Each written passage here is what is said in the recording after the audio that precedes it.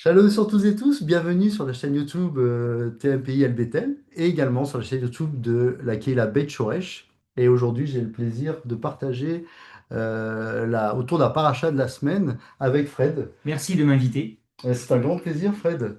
Et puis donc, on voulait vous proposer un partage autour de les deux parachutes, parce qu'il y a deux parachutes cette semaine à lire Hmm.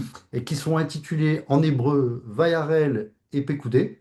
Je vous invite à aller chercher ce que ça signifie, mais vous les trouverez donc à partir du verset 1 du chapitre 35 jusqu'au verset 38 du chapitre 40. Donc nous vous invitons à la lire, nous proposons un partage et bien sûr d'aller toujours un peu plus loin que ce que nous pourrions vous apporter. Et n'hésitez pas à mettre dans les commentaires des questions, des réflexions. On aura toujours plaisir à les lire sans juger. Et dans un premier temps, ben, Fred, qu'est-ce que tu en penses Présenter la de présenter première. la première? Voilà. Alors, dans la première, nous commençons, la Torah commence par un rappel sur l'observance du Shabbat. Voilà, en insistant bien sur le fait il ne faut pas travailler. Ensuite, la Torah parle des offrandes que le peuple va apporter pour la construction du Mishkan. Alors, je vais vous donner les produits entre guillemets qui seront amenés: l'or, l'argent, le cuivre, des pierres précieuses, du lin, du bois, de l'huile et des épices. Ensuite, la Torah, dans cette paracha, parle des artisans, notamment les deux artisans habiles qui vont diriger les travaux, qui s'appellent Betsalel et Oholiab. Hmm. La Torah dit même qu'ils sont remplis d'Esprit Saint, que Dieu les a remplis afin de pouvoir avoir de la sagesse, de la connaissance pour bien diriger les travaux. Les sages, c'est qu'on les compare à des tzadikim, hein, d'ailleurs. D'accord. Hmm. Donc, nous voyons dans cette paracha que le peuple va participer à la construction du tabernacle à travers leurs dons. Il parle des princes, il parle des femmes. Voilà, donc il y a différents groupes de personnes qui sont mis en avant dans cette paracha. Vous pourrez rentrer dans les détails Hmm. avec votre propre lecture. Et il y a tellement de dons que Moshe appelle le peuple: arrêtez, arrêtez, vous avez trop donné, vous avez trop donné. Honnêtement, de nos jours, c'est rare d'entendre ça: arrêtez, vous donnez trop. C'est plutôt le contraire. Donc Moshe est obligé de dire au peuple: voilà, vous avez trop donné, arrêtez. Et cette paracha se termine en rentrant dans le détail du travail des artisans, Hmm. qui eux vont façonner grâce aux matériaux apportés et sous le management, sous la supervision de Betsalel et Oholiab.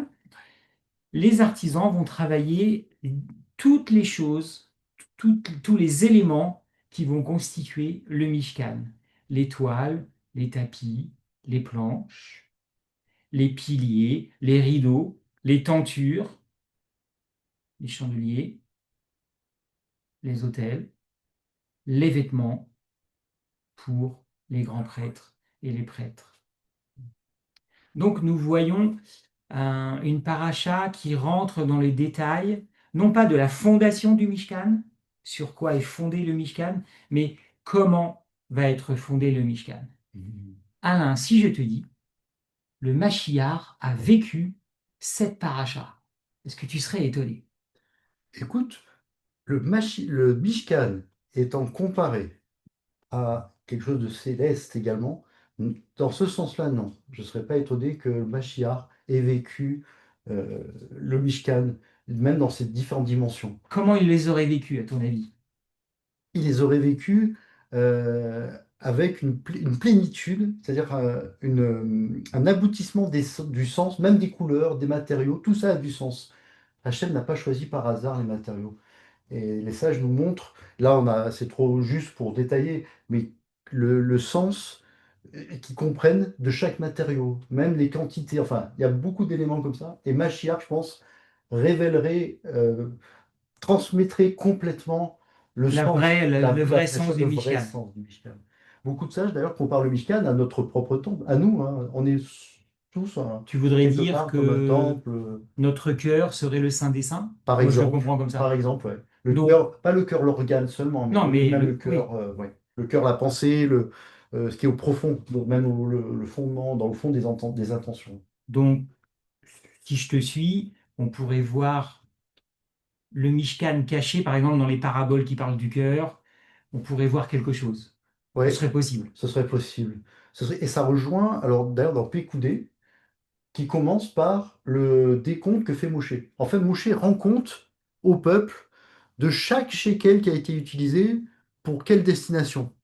Et ce souci qu'a eu Moshe était notamment de faire taire toute suspicion de détournement d'argent, parce qu'il y a eu quand même des signes de développement, mais il a voulu vraiment montrer que chaque shekel qui a été donné, en plus avec le cœur, les Hébreux ont donné chaque shekel avec leur cœur.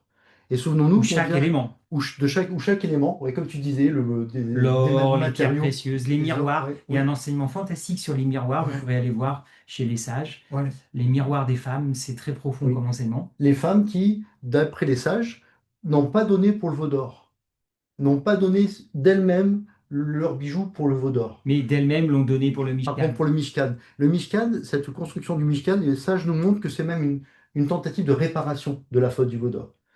Tu Ils ont, voudrais dire que les femmes sont plus spirituelles que les hommes, puisque d'elles-mêmes, elles n'ont pas donné au veau d'or? On pourrait arriver à ça? Est-ce que tu connais l'enseignement qui dit qu'il y a beaucoup de commandements pour les hommes et parce que les, l'homme par lui-même est ouais. moins spirituel? Ouais, comme par exemple, on met les tzitzit, les femmes n'ont pas besoin de le mettre parce qu'elles n'ont pas la même relation au divin. Hmm. Et nous, on doit. Et les femmes nous le disent souvent, ouais, t'as oublié. Ben oui, nous, on oublie un peu. Ouais, Hein. ouais.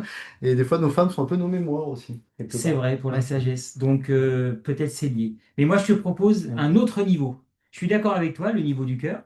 On va lire ensemble Marc chapitre 14 dans la version de la Pshita. Alors la Pshita, si Mhm. vous ne savez pas ce que c'est, le Rav a enseigné, le Rav Emmanuel, a enseigné en janvier à Genève.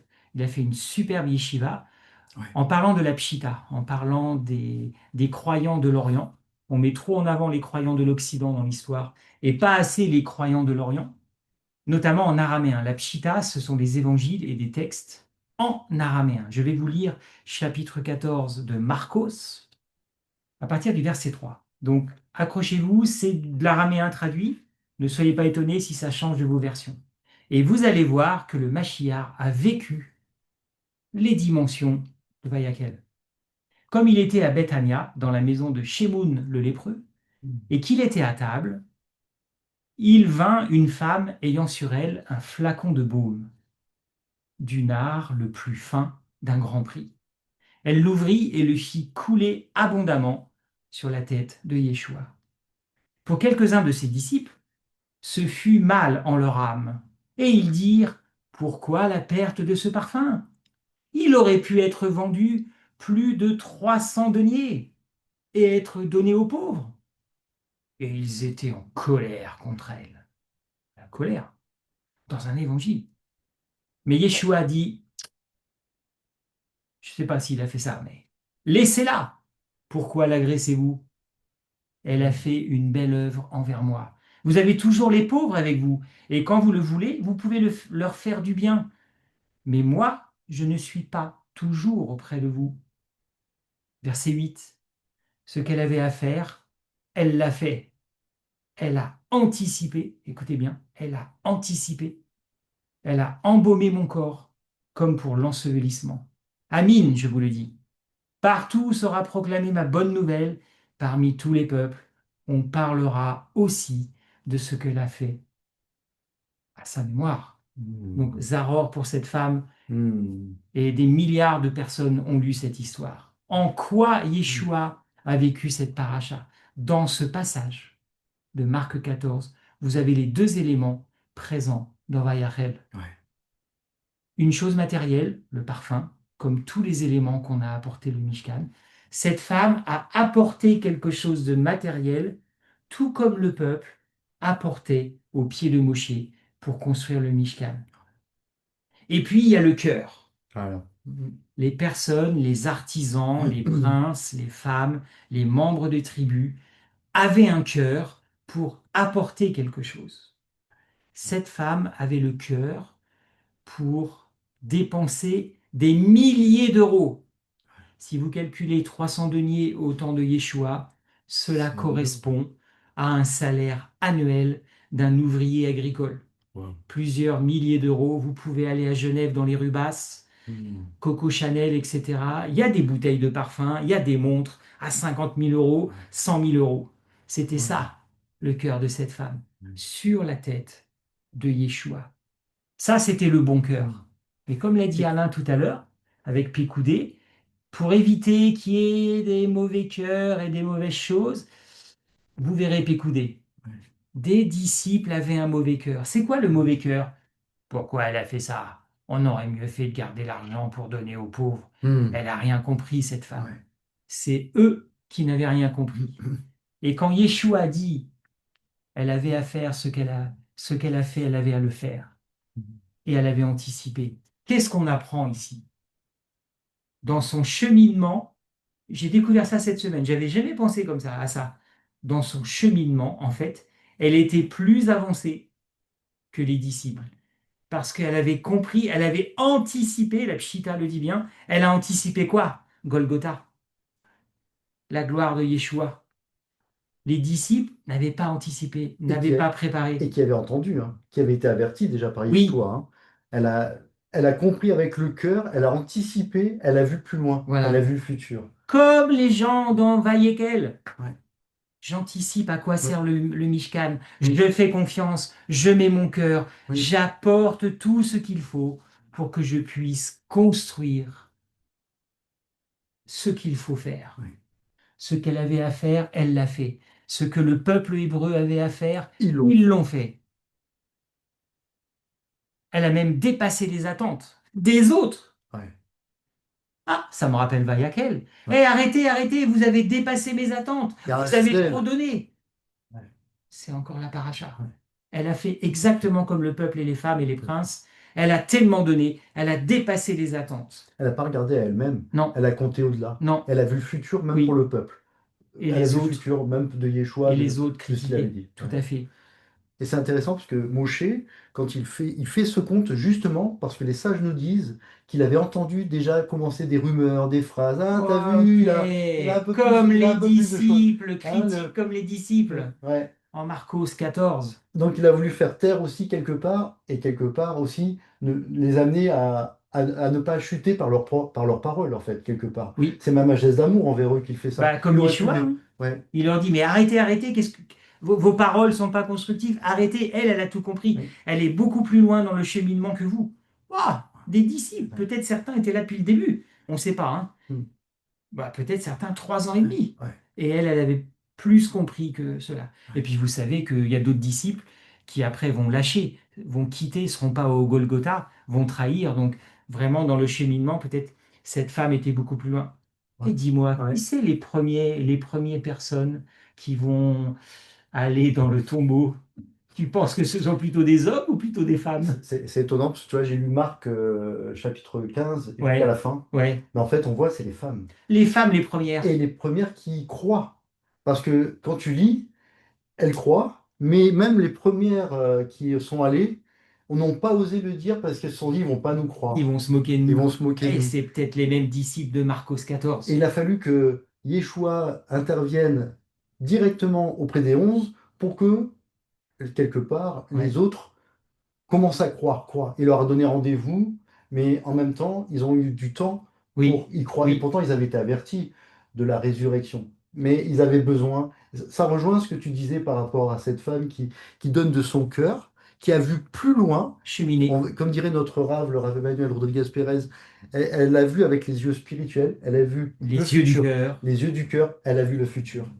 Et elle a cheminé beaucoup plus vite. Et d'ailleurs, je crois que si vous lisez Marc 15, tic, tic, tic, Oui, on voit que les femmes courent. Il y en a une qui court oui, pour annoncer, et oui. l'autre elle dit, la femme, t'as perdu la tête, ça va pas du tout. Ouais, tout à fait, tout Marcos à fait, 14, Marcos 15, tout à fait, si on n'a pas les yeux du cœur, si on chemine pas, on tout rate. à fait. En conclusion, De je variable. voulais, ouais, en conclusion de cette paracha, pour faire le lien avec votre vie, avec Hmm. notre vie, quelques questions. Comment on va construire, comment vous allez construire dans les jours qui viennent, dans les semaines qui viennent, votre communauté ou votre famille? Est-ce qu'on va participer? Est-ce que vous allez participer? En Ou attendant. rester assis comme ça, le Mm. chauffeur de chaise, comme dit le Rav Emmanuel. Le chauffeur de chaise, comme dit Rabbi. Mm. Ou est-ce que vous allez être actif comme les femmes, comme les princes? Une autre question. Ok, vous voulez être actif. Qu'est-ce que vous allez apporter? Qu'est-ce que je vais apporter? Qu'est-ce que tu Mm. vas apporter? Mm. Des choses qui coûtent 10 centimes ou des choses qui coûtent des milliers d'euros, soit matériellement, soit émotionnellement avec le cœur. Vous Mm. allez donner de l'amour, vous allez donner de la joie, ça n'a pas de prix la joie et l'amour. Mm. Vous allez donner de la compassion, vous allez donner du pardon, Du temps. du temps, Le temps, c'est et oui, précieux. et oui, ou juste des cacahuètes. Mm. Cacahuètes, ça coûte pas cher. Même à Dubaï, ça coûte pas cher. Troisième et dernière question. Par rapport au cheminement de cette femme, une question pour tout le monde et aussi pour moi. Mm. Est-ce qu'on va critiquer ceux qui cheminent plus vite que nous, ceux qui cheminent plus loin que nous? C'est tout à fait normal dans une communauté. À Beth Shemesh, c'est la même chose. On n'a pas le même rythme, même entre mari et femme, des fois. On Ouais. n'a pas le même rythme, on n'a pas la même façon de cheminer. Oui, on chemine, mais il n'y a pas de problème s'il y en a un qui va plus loin, plus vite, à cloche-pied, ou en sautillant, ou en courant. Le problème, c'est est-ce qu'on accepte ça? Est-ce que vous acceptez que dans votre communauté, dans votre Keïla, à Paris, à Genève ou ailleurs, vous soyez moins rapide, vous soyez moins loin que d'autres? Ou est-ce que vous critiquez comme les disciples de Marcos? Donc je vous encourage en conclusion, pour moi personnellement, allez plus loin, allez plus vite, mais aussi à votre rythme. On peut accélérer Mm. selon son rythme, mais nous sommes appelés à aller plus loin, à cheminer comme cette femme, parce que le but, c'est d'aller dans le tombeau à la rencontre de Yeshua et de redescendre avec de l'enthousiasme. Cette femme a été capable de le faire. Beaucoup de disciples hommes n'ont pas été capables de le faire en Marc 15. Ils l'ont fait plus tard, en acte 1, acte 2 et suivant. Voilà, donc comment on va construire et avec quoi on va construire, c'est ma question en conclusion que tu Mm. pourrais aussi, Mm. tu pourras en parler cette semaine en famille, on va en parler aussi. Mais Bah, j'aimerais bien d'ailleurs, on savoir se dans Pécou, rencontre à Shabbat. On pourra peut-être en discuter au rassemblement à ouais, à Shabbat, l'ECT, venez à ce l'ECT Shabbat qui vient. à Genève. Donc, c'est l'occasion, on échange. Et puis, ça Et pourrait toi, être tu vas nous intéressant. présenter quelque chose de différent dans Pécoudé, Écoute, ou c'est la par suite rapport de à ce que ça? tu as dit, on voit le cœur du peuple. C'est-à-dire que Mhm. Moshe, il rend compte, et quelque part, il valide aussi ce que tous ont donné avec le cœur. D'accord. Et c'est vrai que dans la paracha Pécoudé, qui est la dernière d'ailleurs du livre Shemot, Oui. ou Exode dans la plupart des Bibles français, eh bien, c'est vrai que il y a l'ordre divin de lever le tabernacle. Et en fait, les sages nous montrent que personne ne savait vraiment comment faire. Et ils nous enseignent que c'est Hachem lui-même qui a fait se lever le tabernacle, qui a aidé Moshe à faire lever le tabernacle. Et quelque part, Moshe, en faisant les comptes, ben, il a montré à chacun qu'ils ont donné avec leur cœur et que ce qu'ils ont donné, ça venait valider la vision qu'ils ont eue. Parce que, comme on l'a dit, cet épisode vient après la faute du veau d'or. Et donc, il y a aussi une recherche de repentance, de teshuva, et de donner comme ça avec le cœur, en voyant que Hachem voulait à nouveau résider parmi eux. Et dans celle de la paracha Pécoudé, on voit d'ailleurs que une fois que le tabernacle est levé, eh bien la shrina de l'Éternel, c'est-à-dire sa présence, vient sur le tabernacle, une nuée qui vient envelopper, remplir le tabernacle et ce qui a aussi rassuré le peuple que l'Éternel avait envers eux déjà de l'amour et puis qu'il voulait résider parmi eux et qu'ils étaient en quelque sorte pardonnés de la faute du veau d'or, même si on verra qu'il y a encore d'autres développements par rapport au Donc, pardon d'Hachem. d'une certaine manière, on Et a soldé les comptes solder les avec, comptes et par voilà, il y a rapport un au veau d'or. aboutissement, Ouais. mais il y a aussi un développement. Ok. Parce que on verra après dans le livre de Bamidbar, donc Qu'est-ce que ça les veut dire, nombres. Babidbar? Ah, c'est très intéressant parce que Bamidbar veut dire en hébreu dans le désert. Oh, c'est dingue Et ça. Rabbi nous a souvent enseigné les Oui. liens entre le désert et la parole. Parce que dans la racine de Bamidbar, on a le davar, qui est la Hmm. parole. Acheminer, quand on est dans le désert, qu'est-ce qui se passe? Il y a souvent des mouvements, on est plus à l'écoute. beaucoup qui ont fait l'expérience du désert. Je crois que Fred est déjà allé aussi d'ailleurs Ah dans oui, le désert. plusieurs fois, dans beaucoup de pays différents. Il y a un silence qui Mhm. amène à une réflexion, à une remise en question, et donc une disposition autre à écouter et à être plus sensible à certaines choses que l'on ne voit Et pas. donc ce livre sera complémentaire de De Pécoudé, tu penses, Pécoudé, Bamidbar? eh ben en fait, après, ce qu'il y a, c'est que comme la Shrina descend sur le tabernacle, c'est la Shrina d'Hachem qui va permettre de déterminer au peuple s'ils doivent rester sur place ou se déplacer. On va le voir Ok, donc dans tu leur veux dire que cheminement dans le désert. si on n'avait pas fait le Mishkan avec le cœur, dans les conditions des dernières Le, parachutes, on n'aurait pas pu être guidé par Dieu dans le C'est désert. super intéressant ta question, Fred, parce que on voit que dans cette paracha, 18 fois, la Torah dit Moshe a accompli selon l'ordre d'Hachem. Il n'a rien Hmm, improvisé. Il d'accord. a fait vraiment exactement à la lettre tout ce que Hachem lui avait donné comme consigne, les matériaux, tout, rien n'est par hasard. Comme on disait tout à l'heure, chaque Je crois matériau, qu'il a chaque vu, hein, truc, il a vu dans le il ciel a du vu dans le Mishkan dans le ciel le ciel. modèle et Ok, puis l'a reproduit ok, avec des explications qu'il a d'ailleurs ok. transmis au chef Au des chef des tribus, artisans, hein, il a transmis au chef d'artisans au et au prince des prince tribus. Ok. des éléments. Et donc ces 18 répétitions, eh bien, les sages d'Israël nous enseignent qu'il y a un lien avec les 18 prières que l'on retrouve dans la Tfila, qu'aujourd'hui on observe encore. C'est ça qui est fort avec Israël, cette transmission. Donc les 18 obéissances, on va dire, de Moshe par rapport aux ordres divins, eh bien, les sages d'Israël les comparent aux 18 bénédictions que l'on voit dans la prière, la Hamida, cette prière que l'on fait debout. Mhm. Il y en a 19 maintenant depuis le début Du du deuxième deuxième siècle, siècle. quelque chose comme ça. Voilà. Mais au départ, c'était donc 18 bénédictions, 18 prières qui avaient été d'ailleurs instituées par les hommes de la Grande Assemblée. Voilà. Mais juste pour dire que il y a une suite, il y a un développement. Et Pekoudé, en fait, ouais, voilà, la Shrina qui descend sur le tabernacle vient valider beaucoup de choses. Et les sages nous montrent d'ailleurs que ça montre aux yeux des nations que l'Éternel a pardonné à son peuple la faute du veau d'or. C'est quand même très très fort parce qu'ils ont donné aussi avec leur cœur et Hachem a vu cette recherche de réparer, cette recherche de se mettre de s'aligner avec la volonté divine. Donc c'est vrai que cette paracha, elle est importante. Dernière, paracha Pécoudé, c'est la dernière du livre donc de Shemot. Et tradition est que quand on finit de lire cette paracha à la synagogue, on dit Razak, Razak, Venit Razek, sois fortifié, fortifie-toi, sois fortifié.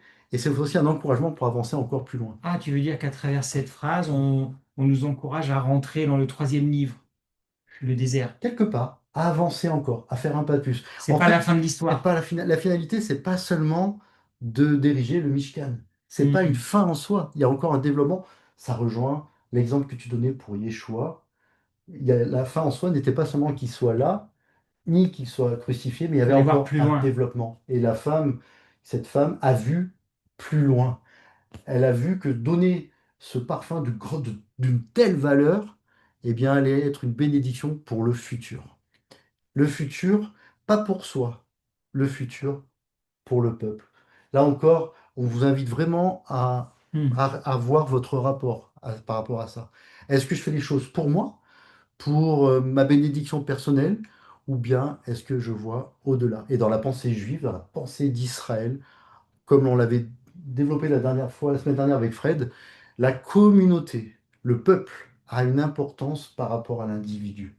Donc on vous invite à y cheminer, à revisionner l'enseignement que nous avons donné la semaine dernière Sur Beth Shoresh. sur Beth Shoresh, et puis à faire le lien aussi par rapport à tous les enseignements de la Torah. Hmm. Tout le monde a donné pour le Mishkan, quelque part pour la gloire d'Hachem et son peuple. Juste en passant, je crois que la Haftara, c'est le même thème, hein. Mais au lieu que ce soit la construction du Mishkan, c'est la construction du temple. Tout à fait, par le Voilà. roi Salomon. Mais on parle Tout à du fait. cœur de Salomon, on parle des Il y a le cœur de éléments. Salomon, Ok, exactement, tout à fait. ok. Qui d'ailleurs proclame que c'est pour la gloire de Hachem qu'il a fait bâtir le temple. Ouais, bah alors Tout à donc d'une fait. certaine façon, dans notre réflexion personnelle, euh, 5 livres, le Mishkan, après Chronique, Roi, on parle beaucoup du temple. Dans notre propre vie en 2026, notre Kehila, en fait, on a les mêmes questions. On a les mêmes questions cet Avec quoi on après-midi. va construire? Avec qui? Comportement de chaque Ouais. personne? En Une, fait, oui. On est toujours dans la même histoire. Oui. Avec un développement spirituel, puisque on disait que les sages nous montrent que ces 18 prières que les sages de la Grande Assemblée ont instituées, c'est dans un temps où le Mishkan, en tout cas le temple, n'existe plus. Aujourd'hui, il n'y a plus de temple depuis 2000 ans Hmm. quasiment, à quelques années près. Ouais. Il n'y a plus de temple, mais Israël continue de prier selon un ordre bien précis, calé d'ailleurs sur le fonctionnement du temple, dont d'ailleurs nos rabbins nous ont encore récemment réexpliqué les choses. Mais voilà, donc c'est encore une vision dans dans le futur, Donc, vers le futur. on va avancer. On On va avance, continuer d'avancer on alors. avance, exactement. Ouais. Donc, pour conclure, pour conclure, la Torah nous encourage à regarder au-delà de nous-mêmes Hmm. et, et pas dans l'investissement personnel. Hmm. Et nous encourage à saisir le plan divin et à le comprendre aussi au niveau d'un peuple et pas seulement au niveau individuel. Nous encourageons vraiment à cheminer par rapport à ça. N'hésitez pas à mettre vos commentaires, Hmm. comme disent les jeunes, à liker, s'abonner, cliquer sur la clochette. Et nous sommes très reconnaissants avec Fred envers notre rabbin, le Hmm. rabbin Emmanuel Rodriguez-Pérez, qui nous permet de cheminer, qui nous accompagne dans ce cheminement, qui nous accompagne aussi dans la formation de notre cœur. Et Fred en avait parlé récemment, il y a quelques temps dans une vidéo d'ailleurs, c'est important d'être accompagné dans le cheminement, de ne pas avancer tout seul et voilà, de pouvoir aussi euh, confronter et puis être guidé par un rabbin notamment, c'est important. C'est important pour nous Qui a qui du cheminons cœur. dans la Qui a pensée beaucoup de d'Israël cœur. et qui a beaucoup de cœur. Bénédiction sur lui ainsi que sur tous nos amis, les amis d'El Bethel, les amis de Beit Shoresh Et d'ailleurs, et d'ailleurs. Donc, merci de nous avoir écoutés. Avec Fred, nous vous souhaitons Shabbat Shalom. Shabbat Shalom.